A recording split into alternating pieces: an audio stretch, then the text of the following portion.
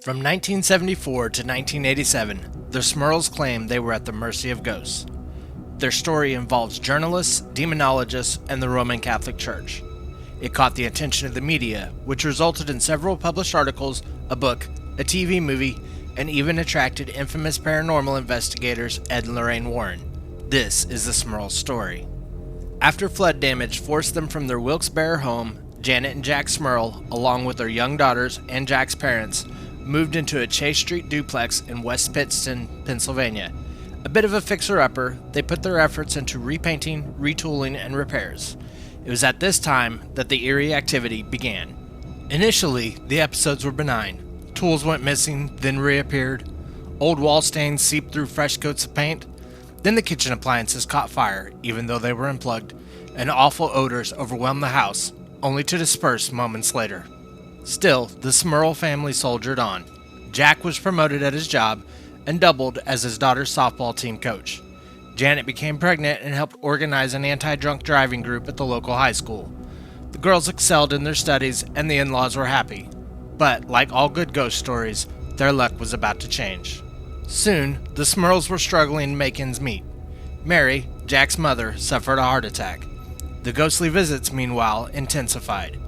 Mary and Janet claimed to have perceived voices that sounded like one another. Janet thought she heard her mother-in-law calling her name, while Mary thought she heard Janet and Jack in the throes of an argument laden with expletives.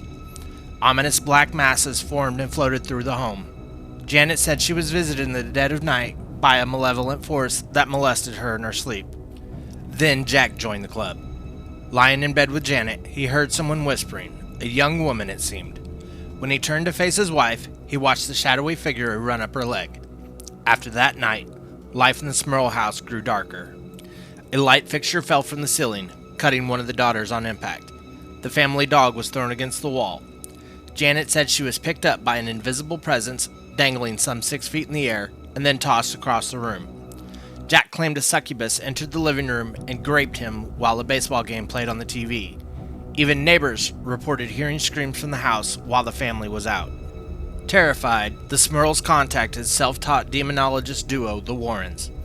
After inspecting the house, Lorraine Warren, a clairvoyant with several well-known paranormal investigations under her belt, concluded that the Smurls shared their home with 4 spirits: a harmless elderly woman, a young and possibly violent girl, a man who suffered and died in the home, and a demon that used the other 3 spirits to destroy the Smurl family. Group prayer sessions and exorcism were conducted, yet the attacks continued. So the Smurls took their story public in hopes that someone might hear of their plight and know how to help. But the family got more than they bargained for.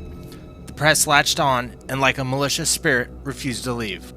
Oddballs camped out in front of their house. Cameras flashed and reporters flooded their lawn. Cars of onlookers cruised by hoping to catch a glimpse of something from another dimension. The Smurl family found themselves in the center of a media circus. Representatives from the Roman Catholic Church in Scranton were uncertain as to what might be causing the activity.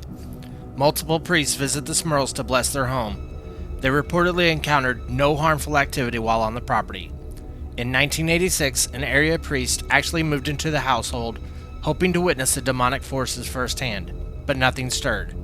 After 2 nights without issue, he left. That same year, the Smurls expressed exhaustion over the incessant media scrutiny.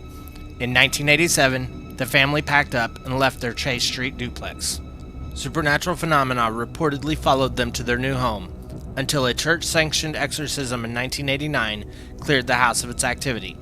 Since then, experts, priests, television producers, and journalists have all scrutinized the Smurls story, including journalist Robert Kern and the Warrens themselves, who chronicled the Smurls case in The Haunted, One Family's Nightmare. Many reviewers regarded the book as one-sided, echoing skeptics who saw rational explanations behind the otherworldly claims of the Smurl family. The subsequent owners of the Chase Street duplex say nothing unusual has ever happened in their home. Were the experiences legitimate, or was it all a fabrication? Only the Smurls truly know. Still, whether a spiritualist or a skeptic, one can't deny the strangeness of their tale. Thank you for making it all the way to the end of the video. If you like this video, hit that like and subscribe button and comment down below. And until next time.